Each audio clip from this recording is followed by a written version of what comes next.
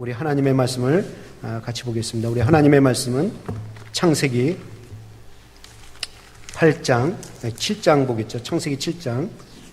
우리 17절부터, 창세기 7장 17절부터 20절, 그 다음에 24절, 8장 1절, 2절을 함께 제가 한 절, 여러분도 한 절 이렇게 올려드리겠습니다. 창세기 7장 17절 말씀은 제가 있습니다.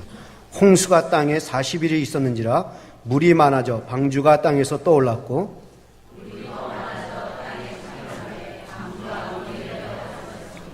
물이 땅에 더욱 창이라며 천하의 높은 산이 다 덮였더니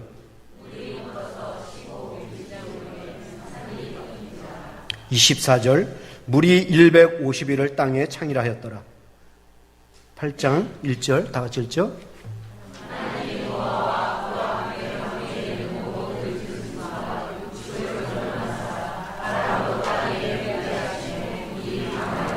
다 같이 읽죠. 시작. 기품의 샘과 땅의 창들이 막히고 하늘에서 비가 그치매. 아멘. 우리 옆에 분들하고 인사합시다. 당신을 보니 참 기쁩니다.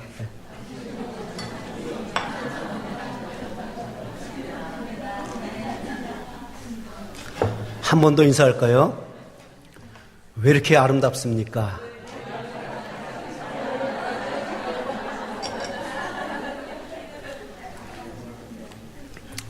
오늘 설교 말씀은 고난 속에서 우리가 알아야 할 교훈이 있습니다. 이곳에서 가까운 데 있는 이 보데가 베이를 가시면 고래가 지나가는 것을 볼 수 있는 장소가 있습니다. 그래서 저도 그곳에 가게 되면 정말 지나가는 고래를 보았던 것이 참 인상적이었습니다.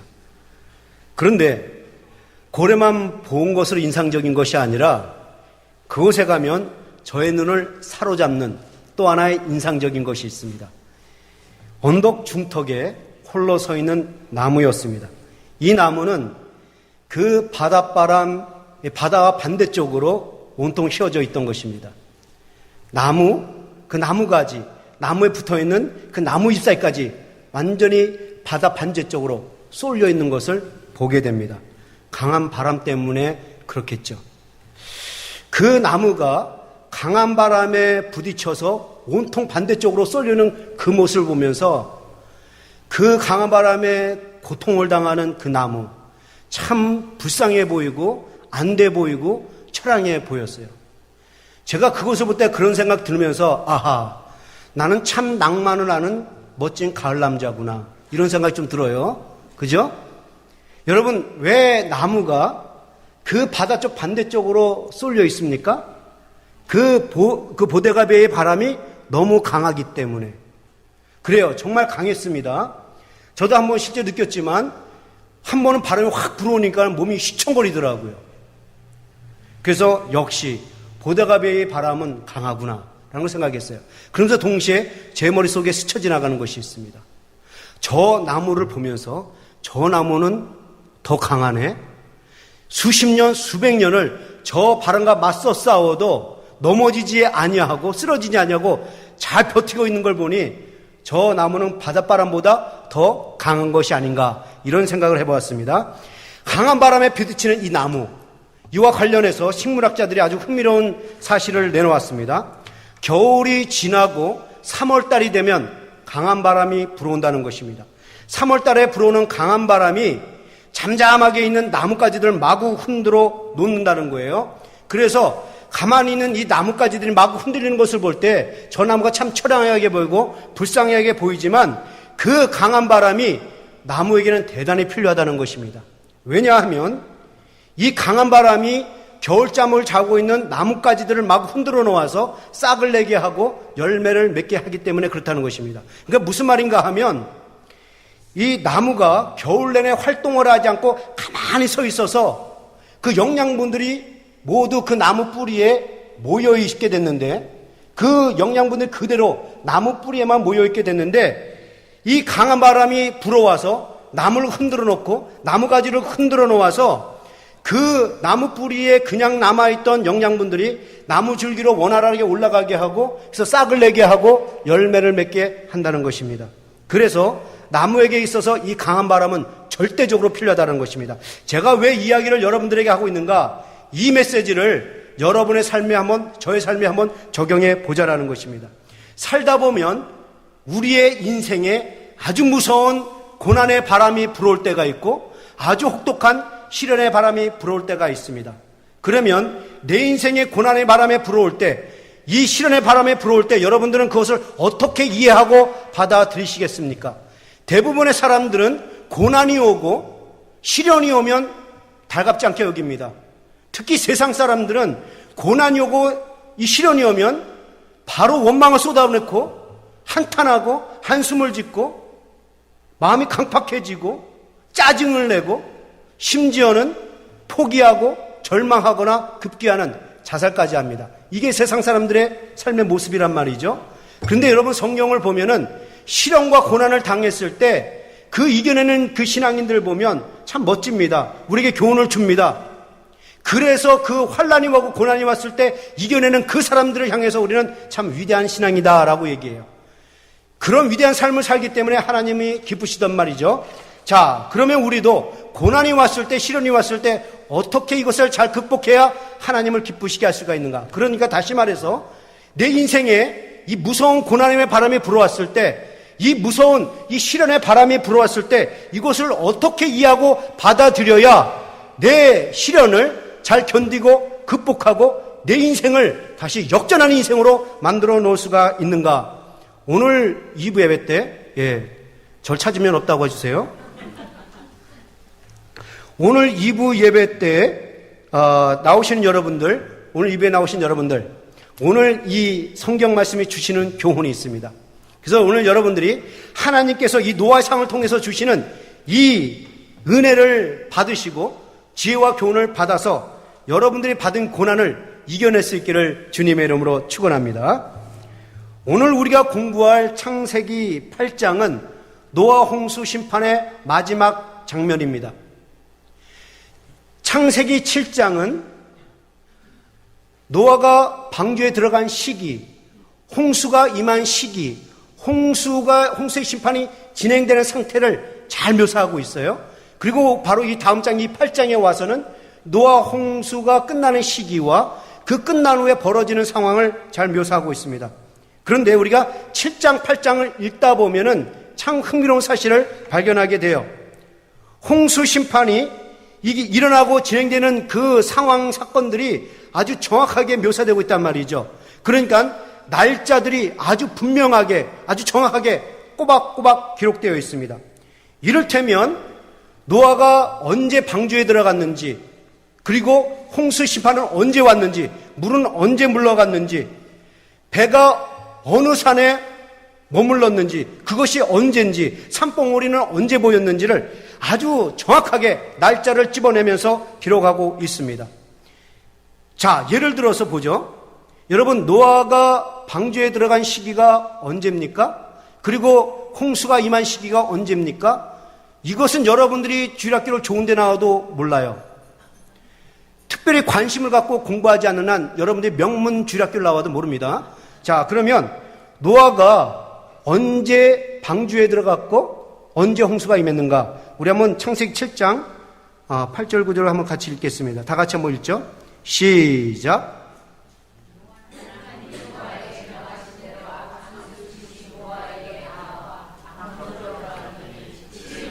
홍수가 땅에 덮이니 노아 600세 되던 해에, 다 같이 읽죠. 예.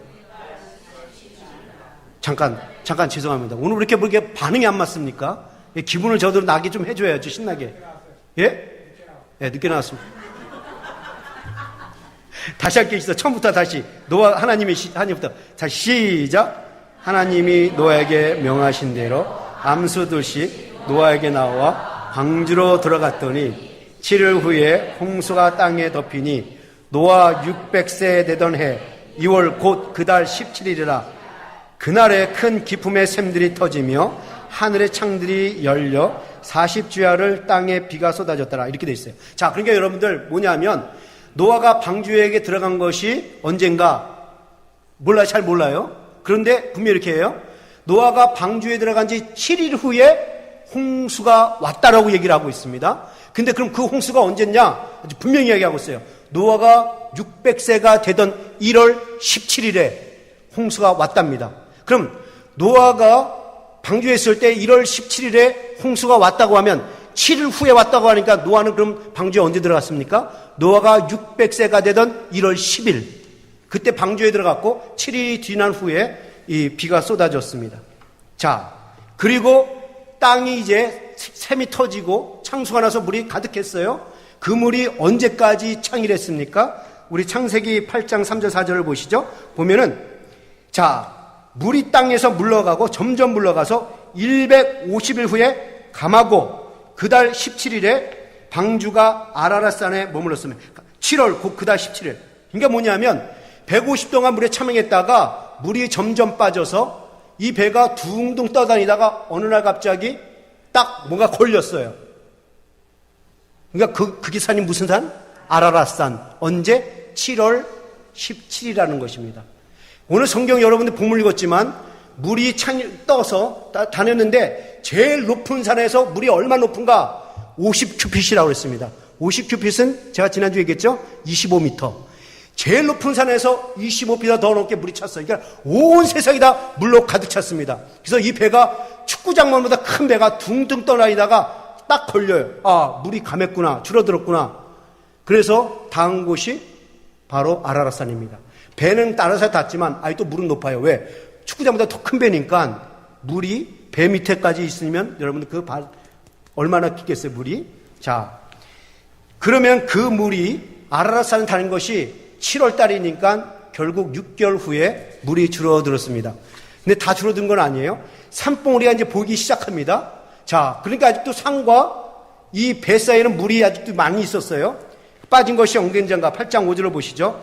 물이 점점 감하여 10월 곧 1일에 산들의 봉우리가 보였더라. 3개월 또 지나서 이제 산봉우리가 보이기 시작했습니다.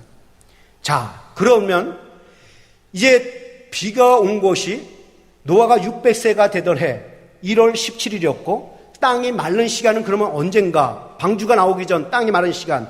자, 창세기 8장 13절 14절을 보세요. 601년 정월 곧 그달 1일에 지면에 물이 거친지라 노아가 방주 뚜껑을 제치고 본즉 지면에 물이 거쳤더니 2월 27일에 땅이 말랐더라.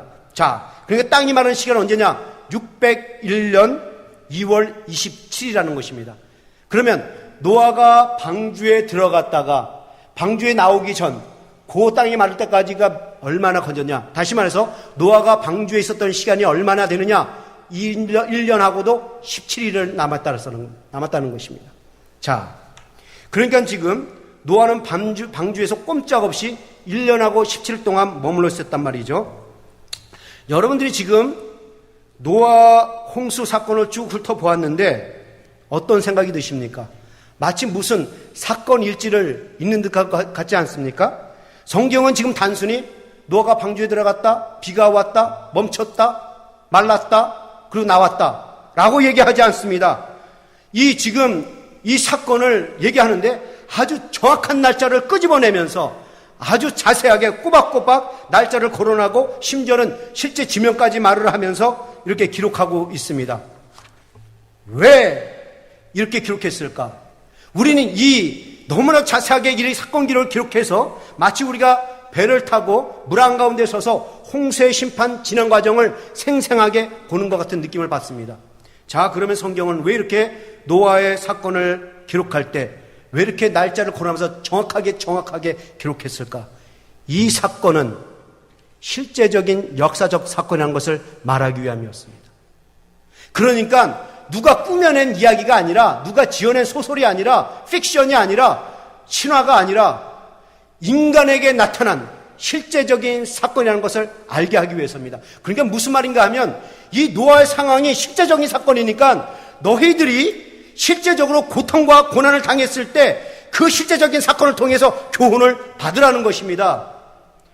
자, 그 노아의 상황에 대해서 우리가 배우고 교훈을 받아서 우리가 겪고 있는 상황을 극복하고 이겨내라는 것입니다. 자, 그러면 노아가 겪은 상황은 무엇인가? 그리고 우리는 그 노아가 겪은 상황을 통해서 어떠한 지혜와 교훈을 받을 수가 있는가? 먼저 노아가 겪은 상황을 자세히 한번 보겠습니다.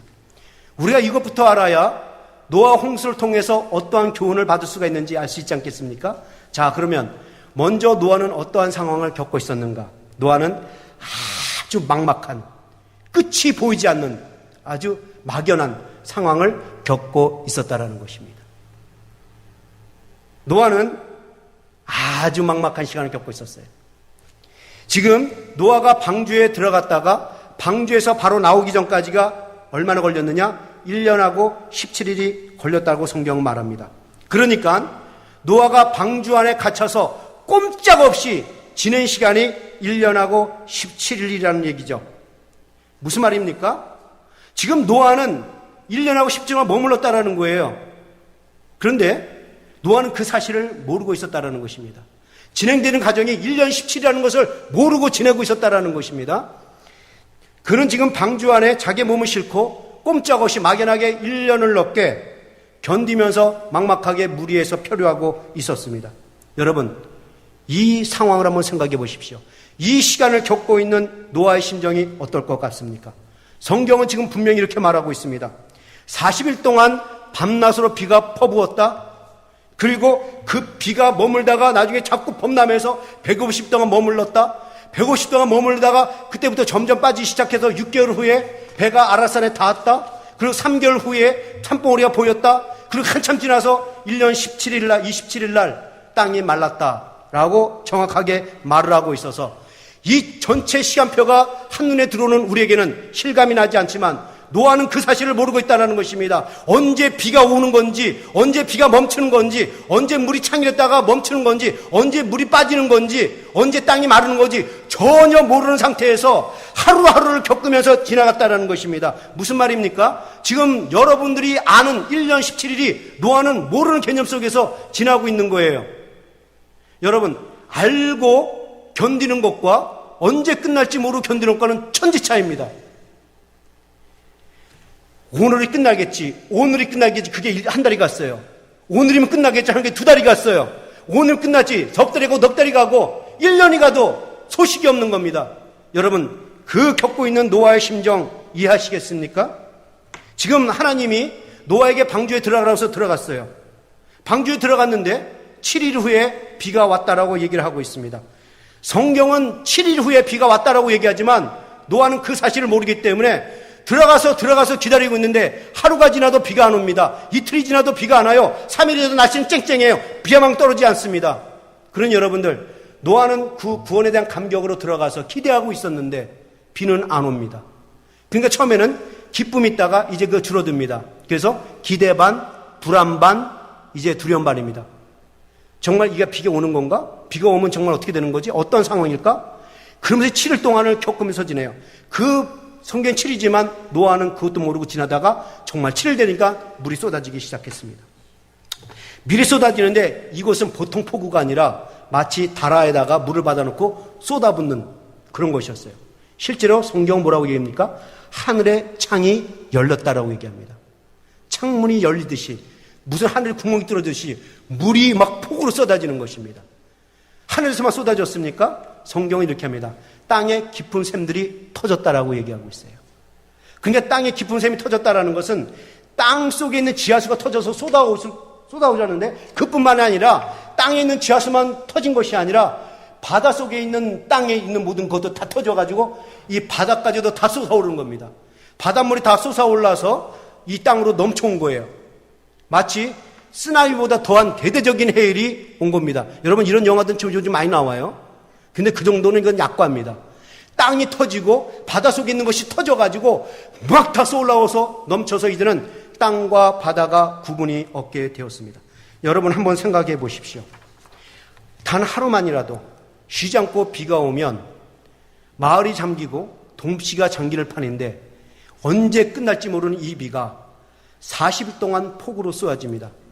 성경은 40이 주야로라고 얘기지만 노아는 그 사실도 몰라요. 하루 이틀이면 이 비가 끝나겠지. 3일 와도 계속 쉬지 않고 아침, 점심, 저녁으로 계속 쏟아붓습니다. 4일 와도 쏟아붓고 5일 와도 쏟아붓고 10일 와도 쏟아붓고 20일 와도 쏟아붓고 노아는 도대체 이 비가 언제 끝날지 모르게 막막하게 그 방주 안에 갇혀서 지내고 있었던 것입니다. 여러분, 그 노아의 심정을 생각할 수 있겠습니까? 언제 비가 끌지 모르는 이 노아의 심정. 이 배는 계속 출렁이는 물결에 요동을 치고 있습니다. 멀미를 하고 있어요. 얼마나 고역스럽겠습니까? 그 고통과 고난은 계속되고 있습니다. 그때의 노아의 심정 여러분들이 한번 생각해 보시라는 것입니다. 또한 그 상황에서 한번 그 방주 또 한번 생각해 봅시다. 노아가 만들어 놓은 이 방주, 노아의 방주는 어땠을까? 노아의 방주는 크루즈가 아니었습니다. 호화스럽게 만들어 놓은 것이 아니에요. 시설이 잘 됐으면 얼마나 잘 됐겠습니까? 방주 안에 영화관이 있는 것도 아니고 TV가 설치된 것도 아니고 주방이 잘 돼 있는 것도 아니고 이 목욕시설이 잘 돼 있는 것도 아닙니다. 그 속에서 하루하루를 지나야 했습니다. 샤워도 제대로 못한 채, 음식도 제대로 만들어보지 못한 채 지내야 했습니다. 그뿐만입니까? 쉴 새 없이 들려오는 동물들의 울음소리, 쉴 새 없이 풍겨오는 동물들의 안 좋은 냄새, 그 변 냄새, 그것을 하루하루 겪으면서 지내야 했어요.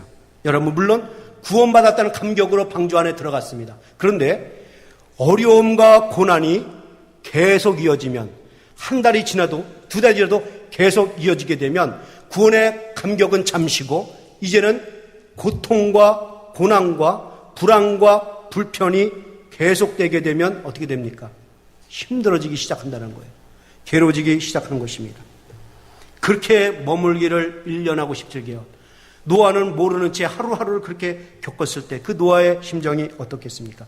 여러분, 노아가 아무리 믿음 있는 사람이라 할지라도 그도 육체를 가지고 있는 사람이에요. 그래서 방주 안에서 꼼짝없이 갇혀서 계속해서 그걸 겪으면서 한 달, 두 달 보내게 되면 어떠한 생각이 들 것 같습니까? 마음이 흔들린다라는 것입니다.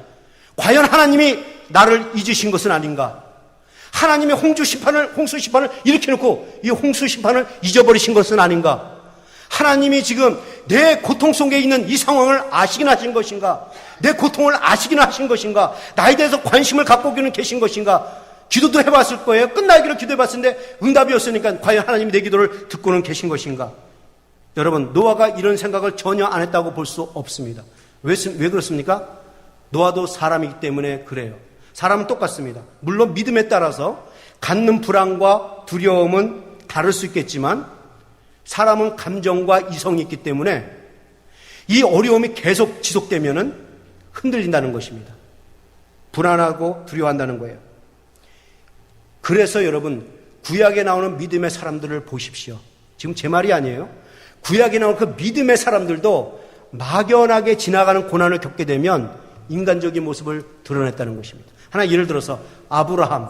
하나님이 아브라함에게 자식을 주겠다고 약속을 해요. 근데 그 약속이 이루어지기까지 25년이 걸립니다. 노아가 하나님 분명히 약속했기 때문에 기다렸어요. 자식이. 열흘이 지나도 아기가 생기지 않는 거예요. 1년이 지나도 2년이 지나도 아기가 생겨요. 그러기를 25년이 지나가요. 노아는 그 25년이 몰라요. 하나님 아브라함에게 25년 후에 아기가 생긴다라고 기대했을 거예요. 근데 아기가 주어진다 했는데 25년 지나도 아기가 안 생깁니다. 노아가 아브라함이 막막하게 기다리다가 어떻게 합니까? 인간적인 방법을 사용해요. 기다리다 보니까 막막한 끝이 보이지 않는 이 상황 속에 있게 되면 사람은 인간적인 모습을 드러냅니다. 하갈을 취해서 이스마엘을 낳습니다. 그 기다리지 못하는 마음, 하나님을 신뢰하지 못하는 그거, 하나님을 의지하지 못하는 그거, 그 불순종 때문에 중동 지역의 분란을 일으키는 결과를 낳습니다. 그런가 하면 요셉을 보십시오. 하나님이 요셉에게 놀라운 꿈을 말씀해 주십니다. 모든 사람들이 너에게 절할 것이다. 근데 그 꿈이 이르기까지 수십 년이 지나요. 근데 그냥만 지나가는 것이 아니라 파란만장한 삶을 삽니다. 하나님이 나에게 이 꿈을 보여주셨는데 이루어지지 않고 계속 지나가는 거예요. 근데 그 사람이 다 파란만장했다는 것입니다. 노예로 팔려가서 종살이하고 감옥살이 하다가 그렇게 국무총리가 된 거예요. 너가 몇 년 후에 국무총리가 될 것이다. 너는 국무총리 되면 이런 일을 겪을 것이다. 라고 말했으면 요거만 견디면 나는 국무총리다. 이럴 텐데 국무총리가 된다고 해놓고 그냥 세월만 지나가고 어려움을 겪어요. 그 어려움 속에 있는 그 노아의 심정 한번 생각해 보셨냐라는 것입니다. 이 요셉이 너무 힘드니까 어떻게 얘기한 줄 아십니까? 여러분, 제가 지금 자꾸 노아, 요셉 헷갈리죠? 노아, 아브라함 헷갈리죠? 알아서 들으십시오. 자, 창세기 41장 52절 보십시오. 요셉이 어떠한 마음으로 이해하는지. 그 파란만장, 이 국무총리가 되기까지 그 파란만장한 삶을 뭐라고 고백하는지 한번 보십시다. 창세기 40장 51절. 요셉이 그 장자의 이름을 므낫세라 하였으니 하나님이 나로 나의 모든 고난과 나의 아비의 집에 온 집일 일을 잊어버리게 하셨다 함이라. 무슨 말입니까? 하나님이 내게 자식을 주심으로 지난 일의 고난을 잊게 하셨다라는 것입니다. 지난 모든 고난. 그러니까는 이 요셉은 국무총리가 되기까지 그것이 고난이었다라는 것입니다. 고난이에요. 끝이 보이지 않는 상황 속에 있으면 누구나 어려움을 겪습니다. 마지막으로 우리 한번 보죠. 또 예를. 욥, 여러분 잘 알죠? 너무나도 고난 고통을 당한 사람이에요. 한순간에 전 재산을 잃어버립니다. 여러분 이게 상상이 갑니까? 비즈니스 하나 정도 망한 게 아니에요. 집이 날아가고 장사가 날아가고 자기는 온 채물이 다 없어져 버린 겁니다. 길바닥에 남게 됐어요. 그 심정 아십니까? 근데 그게 고난이라고 생각했는데 웬걸? 자기 가족들이 다 죽습니다. 아내가 떠납니다. 가족을 다 잃어버립니다. 고난에 고난이 겹칩니다. 끝날 줄 알았는데 웬걸 또 욕창까지 걸려서 기왓장으로 몸을 큽니다. 그 계속 고난이 들어가듯이 끝이 보이지 않으니까 그 믿음의 사람 욥이 뭐라고 고백하는지 한번 보십시오. 우리 욥 23장 8절 9절 한번 다 같이 읽어볼까요? 시작.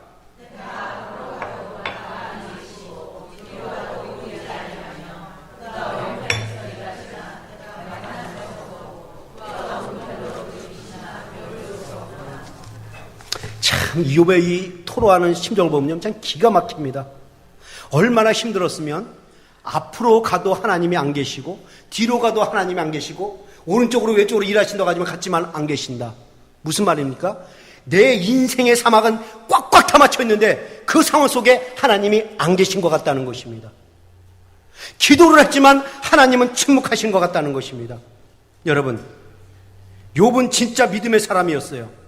진짜 믿음의 사람이었지만 이렇게 끝이 보이지 않으니까 불안과 두려움을 갖고 고통스러웠다는 것입니다. 이게 사람이 갖는 공통적인 마음이라는 것입니다. 끝이 보이지 않는 어려움을 겪게 되면 그 누구나 다 어려워하고 힘들어하고 불안해합니다. 그런데 여러분, 노아가 지금 그런 상황이 있었다는 거죠. 우리에게는 1년 17이라는 걸 알고 보지만 노아는 전혀 모르는 상태에서 하루하루를 지나야 됐다는 것입니다. 그렇게 힘든 상황이었지만 그 상황 속에 하나님이 주시는 메시지가 있다는 것입니다.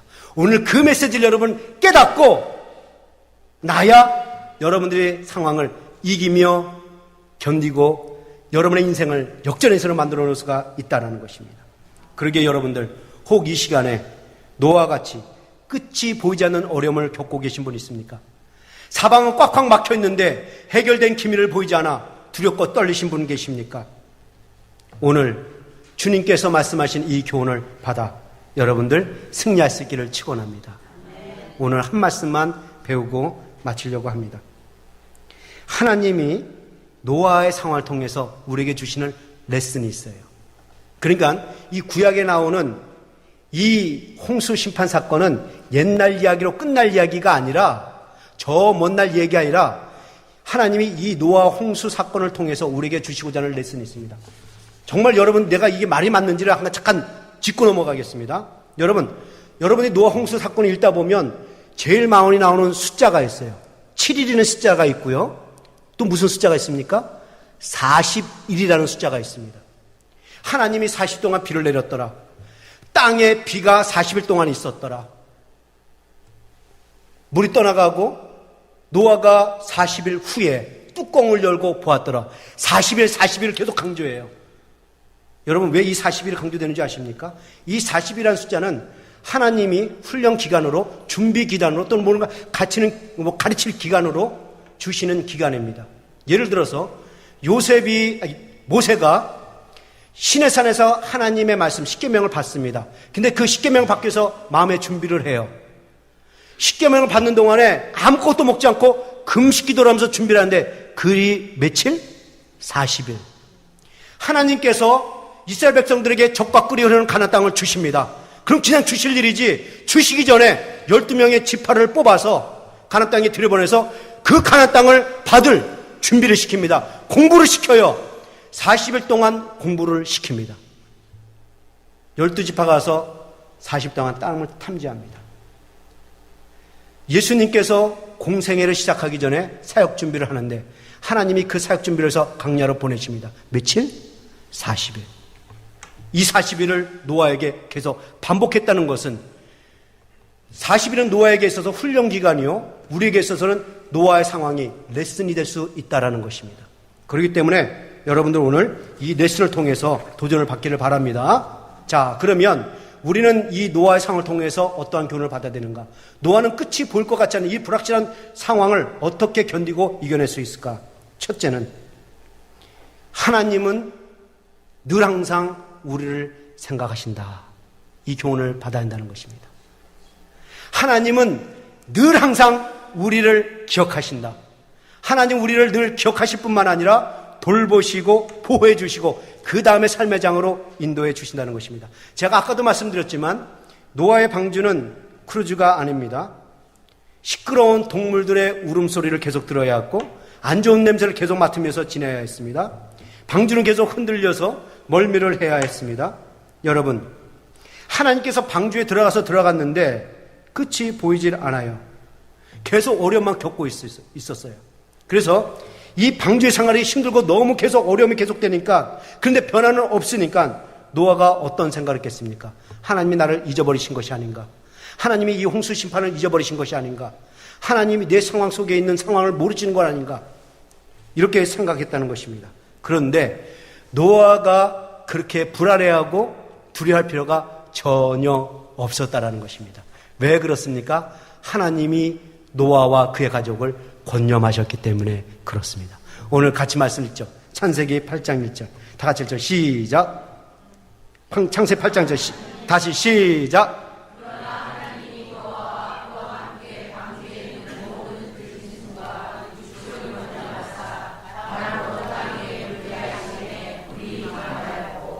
그러나 노아가 그렇게 두려워하고 불안에 떨었으나 하나님은 노아와 노아의 가족들을 권념하셨다라고 얘기합니다. 이 권념이란 말은 히브리어 자카르라는 동사입니다. 자카르라는 이 말은 하나님이 기억하신다라는 것입니다. 좀 더 넓게 설명하면 하나님이 기억하시고 돌보신다는 말입니다. 그러니까 하나님이 노아와 노아의 가족들을 자카르 하셨다, 권면하시다, 이 말은 노아 가족들을 기억하시고 돌봐주셨다라는 거예요. 그러니까 하나님은 깜빡 잊고 있다가 어느 날 갑자기 생각이 나서 어이구 내가 이러면 안 되지 하고 챙겨준 것이 아니라 이 자카라는 것은 늘 노아와 노아 가족들의 상황을 지켜보시며 그 상황 속에 있다가 하나님의 때에 하나님이 그들을 들어서 돌보시고 보여주시고 다음 장으로 인도해 주셨다라는 것입니다. 이게 권념이에요. 이 기억하시는 하나님이 얼마나 하나님이 기억을 잘하시고 얼마나 보살핌을 잘하냐면 이 기억하시는 하나님이 노아와 노아의 가족들만 기억하신 것이 아니라 말 못하는 짐승들까지도 돌보셨다는 것입니다. 긍휼히 여기셔서 기억하시고 돌보셨다는 거예요. 여러분 그 말씀 다시 한번 보세요. 하나님이 노아와 그와 함께 방주에 있는 모든 들짐승과 육축을 권념하사 하나님은 인간뿐만 아니라 말 못하는 짐승까지도 기억하셨다는 것입니다. 자 보세요 여러분, 짐승들도 방주에서 1년하고 17 동안 꼼짝없이 갇혀 있었습니다. 그런데 성경은 그 1년 17개월 동안 꼼짝없이 갇혀있던 그 짐승들이 병들어 죽었단 말이 전혀 없습니다. 여러분 지금 동물들을 많이 지금 모았다고 하지만 그 동물들은 다 각각 종류대로 한 쌍씩만 모아놓은 겁니다. 그것들이 죽으면 성경이 나중에 우리가 다음 주에 공부하겠지만 생육하고 번성하는데 지장이 생겨요. 그런데 이들이 죽지 아니하고 그대로 나왔다라는 것은 하나님이 그들을 기억하고 돌보고 계셨다라는 것입니다. 또 보세요. 동물들이 방주에 나올 모습을 한번 보십시오. 창세기 8장 19절. 땅 위의 동물 곧 모든 짐승과 모든 기는 것과 모든 새도 그 종류대로 방주에 나왔더라. 이 말씀은 뭐냐면 방주 안에 있던 모든 짐승들이 나올 때 종류대로 질서 있게 나왔다는 것입니다. 순서를 지켜서 종류대로 자기 차례가 될 때 기다렸다가 종류대로 나왔다는 것입니다. 여러분 이 말 이해하시겠습니까? 일개 미물에 불과한 이 짐승들인데 방주에서 나올 때 순서를 지켜가지고 차례대로 종류대로 질서 있게 나왔다는 것입니다. 이게 가능합니까? 하나님이 역사하셨기 때문에 그렇다는 것입니다. 여러분들이 개나 가축을 키워보신 분들은 아시겠지만 저희 집도 아버님이 개를 좋아해서 셋바트를 5마리, 6마리 키웠어요. 여러분 그거 감당 못합니다. 다라로 밥을 해서 줘도 금방 끝나요. 그 나중에 안 되니까 아버지가 남들 다 주시더라고요. 근데 그 개한테 밥을 먹이면 어떻게 됩니까? 서로 먼저 자기가 먼저 먹으려고 자기 머리를 먼저 뒤밀어 댑니다. 이게 가축이에요. 개예요. 서로 양보합니까? 짐승들이 줄을 딱 서가지고 질서를 지키며 물도 위라이가 있는데 형님 먼저 드시죠. 이렇게 하는 짐승 보셨는 분 있습니까? 혹시 자기 집에 이런 짐승이 있다. 만일 하나님께서 이 동물들에게 역사하지 않았다면 그 1년 6개월 동안 갑갑하게 갇혀있는 이 동물들, 정말 신나게 뛰고 날뛰어야 될 이 동물들이 이제 세상을 보러 나올 때에 그냥 나왔겠습니까? 서로 먼저 나오려고 으렁대고 물고 뜯고 아주 아사람이 됐겠죠. 그런데 성경으로 이렇게 말합니다. 동물들이 나올 때에 건강하게 종류대로 질서 있게 나왔다라고 얘기합니다. 하나님이 그들을 기억하시며 돌보셨기 때문에 그렇습니다. 하나님이 오늘날 이 우주의 자연질서가 아름답게 보존되고 유지되는 그 이유가 어딘지 아십니까? 하나님이 창조한 그 우주를 기억하시고 돌보시고 인도하고 가시기 때문에 그렇게 이 자연질서가 아름답게 유지되는 겁니다. 창조한 창조물을 기억하시는 그 하나님이 말 못하는 짐승들까지도 기억하시며 돌보시는 하나님이 하물며 자기가 만든 만물의 영장 하나님의 형상 그 존귀한 사람들을 잊으시겠냐는 것입니다. 하나님은 자기를 존중히 여긴 자는 하나님은 그를 존중히 여긴다고 그랬어요. 그렇기 때문에 하나님은 자기를 섬기는 자는 분명히 기억하십니다. 믿기를 바랍니다. 늘 변함없이 우리를 기억하시고 돌보시는 그 하나님을 찬양합니다. 사람은 시간이 지나면 나를 잊어요. 사람들은 시간이 지나면 나를 잊습니다. 그런데 하나님은 잊지 않습니다. 예를 들어 요셉이 감옥살이 할 때 술 맡은 관원장을 꿈을 해석해 줍니다. 그러니까 이 술 맡은 관원장이 고마워서 감사 표현을 해요. 그러자 요셉이 이렇게 말합니다. 그러면 당신이 복직하게 되면 나를 기억해 주십시오. 술 맡은 관원장이 기억해 주겠다고 얘기했습니다. 왕에게 얘기하겠다고 얘기했습니다. 그런데 시간이 흐릅니다. 뭐라고 얘기합니까? 여러분 창세기 40장 23절을 보세요.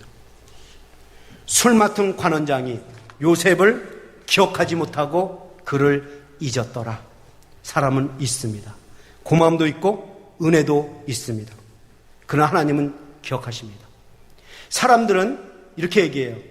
2인자는 기억 못해도 1인자는 기억한다라고 얘기해요. 그러나 하나님은 1인자가 아닐지라도 이름도 없고 빚도 없다 할지라도 변변치 못하고 내놓을 것이 없고 세상 사람들 보기에 대단한 사람이 아니라 할지라도 하나님은 자기를 섬기는 자라면 반드시 신중해 두시고 그를 기억하시며 그를 돌보신다는 것을 믿으시기를 축원합니다. 그러니 여러분들 그 하나님을 신뢰하십시오. 오늘 얘기를 통해서 이것을 반드시 확신하고 돌아가셔야 합니다.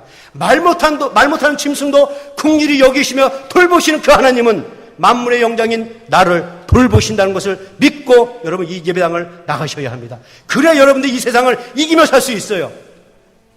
여러분 우리가 믿는 하나님은 어떠한 하나님이신가? 우리를 절대로 잊지 아니하시고 기억하시고 내 상황 속에 오셔서 일하시다가 하나님의 때에 문제를 해결해 주시는 분이십니다. 이것이 하나님의 마음이에요. 기억하시는 하나님. 여러분 이것을 보면요. 이상가족들이 만난 장면을 보면 대번할 수 있습니다. 남북 이상가족들이 만날 때 제가 기억나는 한 장면이 있습니다. 한국에서 90세가 된 아버지가 드디어 북한에 살고 있는 두 딸을 만납니다. 큰 딸은 61세, 둘째 딸은 57세. 이 두 딸을 만나는데 왜 헤어졌냐면 전쟁이 터졌을 때 인민군들이 이 괴뢰군들이 인민군 징집을 하고 있었어요. 그래서 그것을 피해서 남한으로 간 겁니다. 남한으로 갈 때 두 딸을 앉혀놓고 그 11살 될 땐 딸을 앉혀놓고 내가 한 달 후에 올게 라고 하고 갔어요. 근데 38선이 그어져서 이제는 돌아올 수가 됐습니다. 그렇게 50년이 흘렀어요. 다 나이 들어 만났는데 그 61세, 57세의 딸들이 아버지를 보자마자 울면서 제일 첫 마디가 뭔지 아십니까? 아버지, 한 달 만에 오신다더니 왜 이제 오시는 거야요? 우리 한명 집사님이 하시면 잘 가르칠 텐데. 왜 이제 오시는 거야요? 맞습니까? 여러분, 얼마나 그리웠으면, 얼마나 보고 싶었으면 어린아이처럼 다 늙었는데도 그 늙은 아버지한테 어린아이처럼 투정을 벌였다는 거예요. 무슨 말입니까? 나는 당신을 잊은 적이 없다라는 것입니다. 한순간도 당신을 잊지 않았다라는 것입니다. 그렇게 말하는 딸에게 아버지는 아무 말도 못하고 눈물을 흘리면서 그 늙은 그 딸들의 뼈를 만지면서 하염없이 울기만 했습니다. 저는 그것을 때 저도 눈물이 났어요. 아버지들 그 딸들이 잊었겠습니까? 자식도 아버지를 잊지 못하고 아버지 자식을 잊지 못했어요. 하나님의 심정이 그 심정, 그 이상이라는 것입니다. 내가 낳은 자식을 어떻게 잊겠냐라는 것입니다. 하나님은 자기가 낳은 자식을 결코 잊지 아니하시고 애틋하게 국리를 여기는 마음 바라보시면서 돌보신다라는 것입니다. 이것이 바로 하나님의 마음이에요. 이 마음을 이사야 선지자는 너무 잘 알고 있습니다. 그래서 뭐라고 얘기합니까? 이사야, 우리 한번 보시죠. 같이 읽죠. 중요한 말씀이니까 49장 15절 말씀을 같이 읽겠습니다. 시작.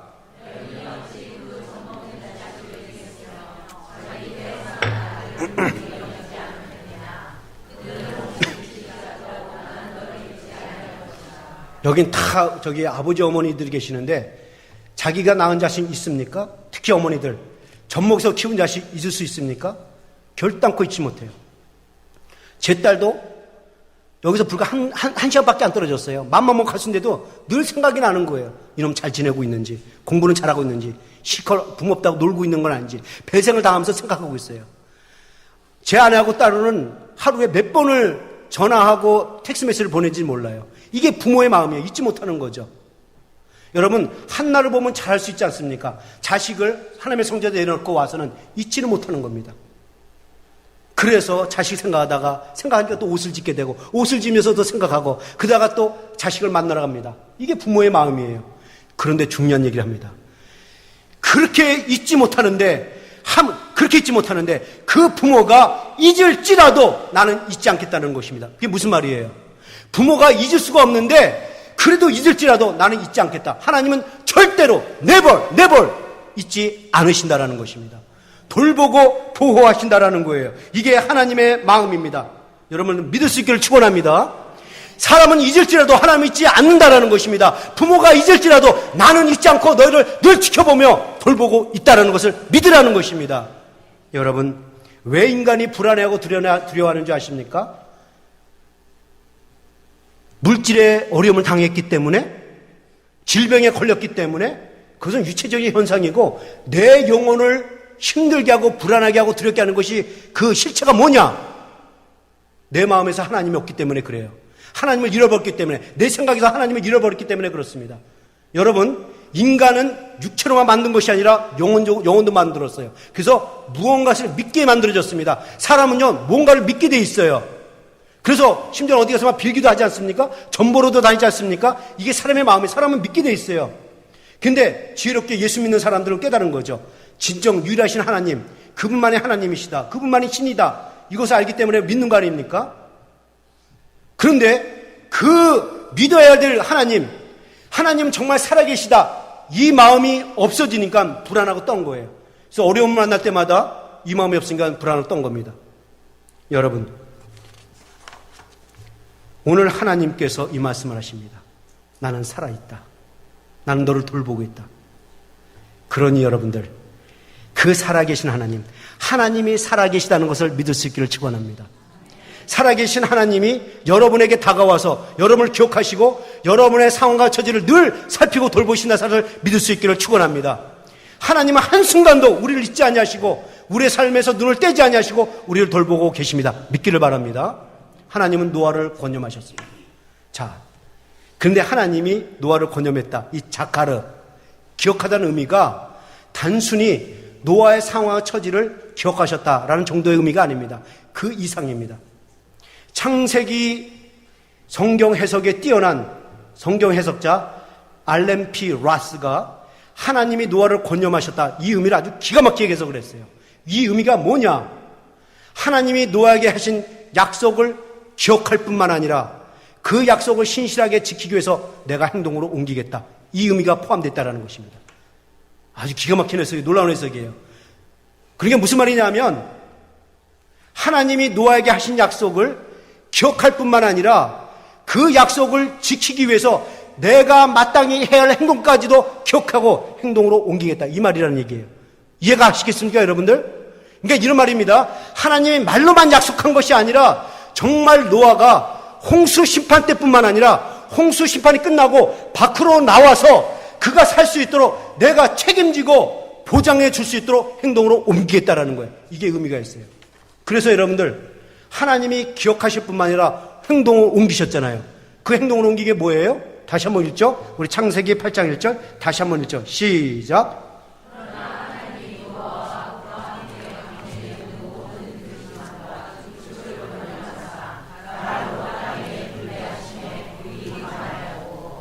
예, 지금 하나님께서 하신 행동은 바람을 불러오셨습니다. 지금 노아가 끝이 보일 것 같은 상황 속에서 막막하고 두려울 때 하나님은 그때에 일을 하고 계셨던 것입니다. 노아는 하나님이 없는 것 같고 침묵하는 것 같다라고 생각했지만 그때에 그 시간에 하나님은 그곳에 계셨고 그를 기억하셨고 그를 위해서 일하셨다는 것입니다. 바람을 불러와 비를 그치게 하시고 터졌던 그 기쁨샘을 막아주시고 하늘의 창을 닫아주셨다는 것입니다. 그리고 나서 그 바람으로 물을 물러가게 하셨다는 것입니다. 지금 노아는 기가 막힌 생활을 하고 있는데 그래서 두려워하고 있는데 그러나 그때 하나님은 바람을 불러와 하늘에서 온 것은 하늘로 땅에서 온 것은 땅으로 바다에서 온 것은 바다로 돌려보냈다는 것입니다. 노아 입장에서는 볼 때는 하나님이 안 계신 것 같고 침묵한 것 같지만 그 침묵 뒤에서 하나님은 지금 위대한 일을 하고 계셨다는 것입니다. 노아의 눈에는 보이지 않았을 뿐이지.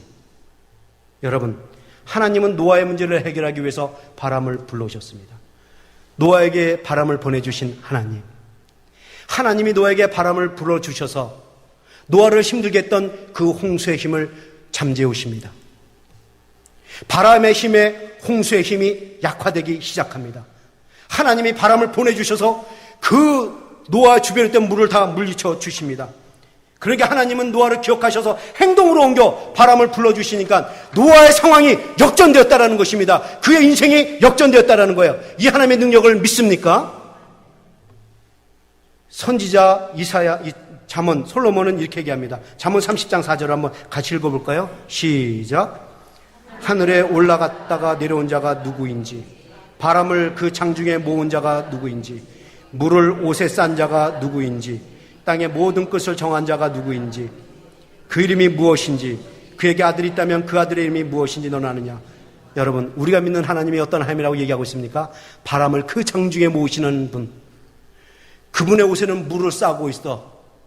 바람 한 줄기도, 물 한 방울도, 작은 눈송이 하나도, 세미한 공기조차도 그분의 지시를 받고 있다는 것을 알라는 것입니다.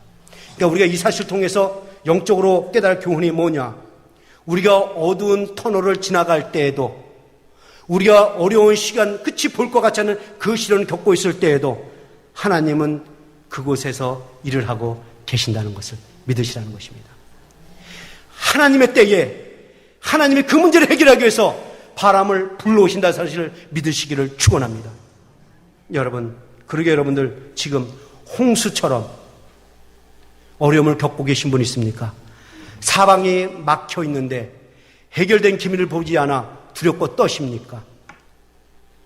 바람을 불러오신 하나님을 기대하십시오. 믿으십시오. 하나님의 때에 그 성령의 바람을 불어와 우리의 문제를 해결해 주실 것입니다. 결론을 내립니다. 여러분, 오늘 말씀을 통해서 여러분들이 아셔야 될 중요한 것이 있습니다. 노아가 하나님의 말씀에 의지해서 방주 안으로 들어가는 것도 중요했지만 방주 안에서 어떠한 삶을 사느냐, 그것도 중요하다는 것입니다. 하나님의 사람으로서 하나님을 의지하며 신뢰하며 사는 것도 중요하다는 말이죠. 이 말을 오늘날 우리에게 적용하면 무슨 말이냐? 우리가 구원받는 것도 중요하지만 구원받은 다음 구원받은 사람으로서 삶도 중요하다는 것입니다. 제가 흥분하면 이래요. 예. 중요하다는 것입니다.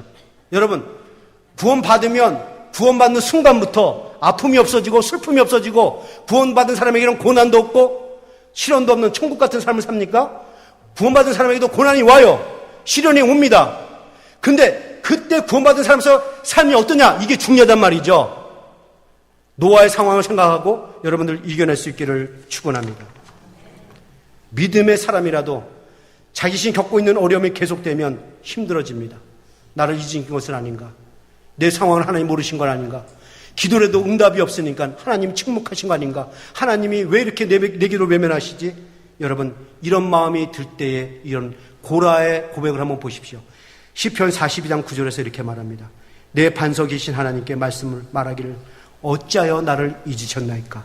내가 어찌하여 원수를 앞제로 인하여 슬프게 다니니까? 이게 인간의 마음입니다.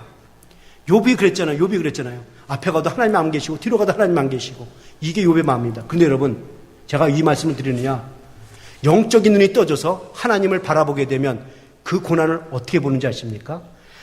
앞으로 가도 하나님 보이지 않고 뒤로 가도 하나님이 없다고 그렇게 고백하던 욥이 바로 그 다음에 뭐라고 얘기했는지 아십니까? 그 이 다음 절 10절을 보시죠. 욥기 23장 10절 다 같이 읽죠. 시작. 욥기 23장 10절 다 같이 시작.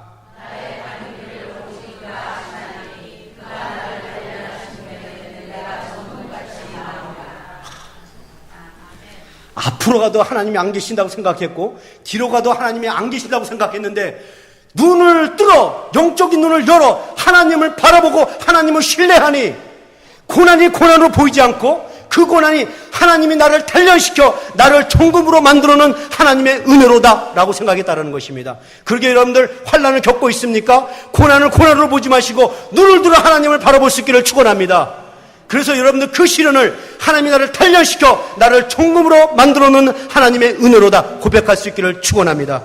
여러분, 방주를 짓게 하신 하나님, 방주 안으로 들어가게 하신 하나님은 어떻게 그를 잊을 수가 있겠습니까? 노아를 잊을 수가 없어요. 하나님은 우리를 택하셨습니다. 우리를 택하신 하나님, 우리를 불러주신 하나님, 우리를 구원하신 하나님, 우리를 자녀 삼아주신 그 하나님이 어찌 우리를 잊으시겠습니까?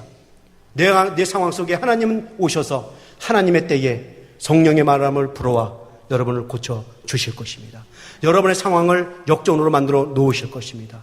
오늘 시간 같이 결단하는 시간을 갖겠습니다. 우리 찬양팀들 나와서 오늘 이 찬양을 함께 부르고 다짐하고 좀 한 해를 맞이하기 전에 제가 오늘 이 말씀 하신 이유가 뭐냐면 앞으로 이제 두 번째, 세 번째 나는데 이 새해를 맞이하는 말씀을 전할 겁니다. 오늘 이 시간 우리 결단한 마음으로 이 찬양 함께하고 우리 기도하시겠습니다.